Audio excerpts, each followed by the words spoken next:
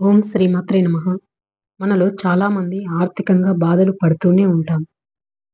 ఎవరి దగ్గర నుంచైనా అప్పులు తీసుకోవటం, లేదా ఇల్లులు ఈఎంఐ పెట్టుకొని కట్టుకోవటం, లేదా బ్యాంకు లోన్స్ తీసుకోవటం, గోల్డ్ లోన్స్ తీసుకోవటం, ఆర్థిక అవసరాల కోసం ఇలాంటి అప్పుల వల్ల మనం మనశ్శాంతిని కోల్పోవటం జరుగుతుంది.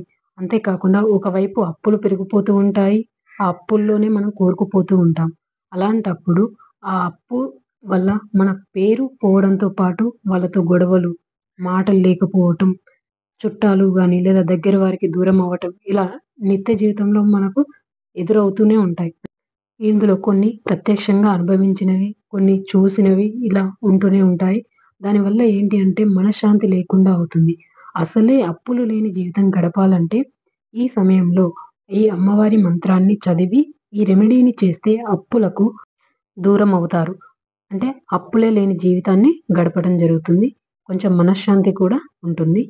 ఈ ఎవరైతే ఈ వీడియోను చూస్తున్నారో ప్లీజ్ లైక్ చేసి కామెంట్ చేయండి. కొత్తగా చూసేవాళ్ళు సబ్స్క్రైబ్ చేసుకోండి. ఇక మనం వీడియోలోకి వెళ్ళిపోదాము. వారాహి అమ్మకి ఇష్టమైన రోజులు మంగళవారం, శుక్రవారం, పంచమి తిథి, అష్టమి తిథి, పౌర్ణమి, అమావాస్య తిథులలో అమ్మవారిని నమ్మకంతో పూజించటం చాలా విశేషంతో కూడుకున్న పని. ఏం పని చేసినా, ఏం కోరిక కోరుకున్నా ఆ రోజులో చేసినట్లయితే అన్ని విజయాలే సిద్ధిస్తాయి. అయితే అమ్మకు రాత్రి వేళల్లో పూజిస్తే చాలా శుభం. అమ్మవారికి అలాంటి పూజ ఇష్టం కూడా.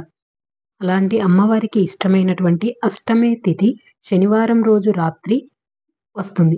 ఆ శనివారం రోజు అష్టమి తిథి ఉండడంతో పాటుగా అత్యంత విశేషమైనటువంటి మైత్రేయి ముహూర్తం ఉంది.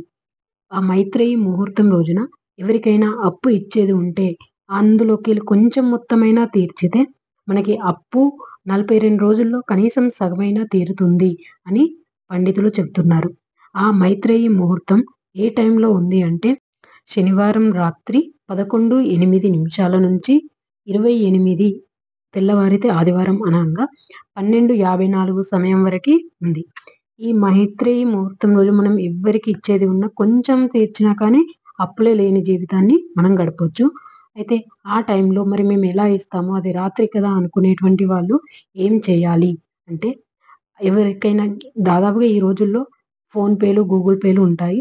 ఆ ఫోన్‌పే, గూగుల్ పేలో కనీసం మీ దగ్గర ఎంత మొత్తం ఉన్నా రూ. 100 ఉన్నా రూ. 100, రూ. 1000 ఉంటే రూ. 1000, 10,000 ఉంటే 10,000 ఆ ముహూర్తం టైంలో కొంచెం వాళ్ళకి ఇచ్చేది మొత్తం చెల్లించకపోయినా అందులో నుంచి కొంచెమైనా చెల్లించండి. లేదండి మాకు ఫోన్‌పేలు, గూగుల్ పేలు లేవు. ఎదుటి వాళ్ళకి కూడా ఫోన్‌పే, గూగుల్ పే లేదు అని అనుకునేటువంటి వాళ్ళు అమ్మ ఫోటో కానీ, లేదా విగ్రహం కానీ ఉన్నట్లయితే విగ్రహం ముందు లేదు మాకసలు విగ్రహాలు, ఫోటోలు ఏమీ లేవు అనుకునేవాళ్ళు దీపాన్ని పెట్టి, ఆ దీపపునే అమ్మవారుగా భావించుకొని ఒక వైట్ పేపర్ తీసుకొని, ఆ వైట్ పేపర్ పైన మీరు ఎవరికి అప్పు ఇవ్వాలి, ఎంతివ్వాలి, ఆ ఎంత టోటల్ ఒక 1,00,000 అనుకోండి. 1,00,000 మొత్తాన్ని రాసి, ఆ 1,00,000లో మేము 10,000 ఇస్తున్నాము. ఆ 10,000 రూపాయలను రాయండి. రాసి ఈ 10,000 మేము వాళ్ళకి చెల్లించాము అని వాళ్ళ పేరు రాసి అమ్మవారి ఫోటో ముందు గాని, లేదా ఆ దీపపు కాంతి ముందు కానీ ఉంచండి. తెల్లవారితే ఆదివారం అవుతుంది. ఆదివారం రోజు కాకుండా సోమవారం రోజు ఆహ్, మీ దగ్గర ఉన్నటువంటి అమౌంట్‌ను వాళ్ళకు ఇచ్చేసిరండి. ఇలా చేసినట్లయితే కొంచెం అప్పు తీరుతుంది.